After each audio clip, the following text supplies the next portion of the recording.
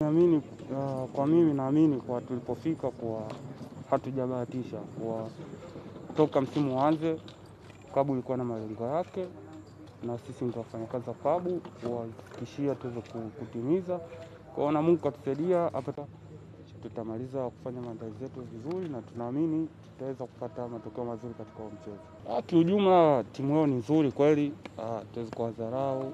Tunaamini tutaenda kukutana na changamoto ya huo mchezo, tunaamini mchezo mgumu utakuwa, lakini sisi bado tunaamini kwa upande wetu kwa maandalizi yetu ndio tutusaidia tuweze kufanya vizuri katika mchezo.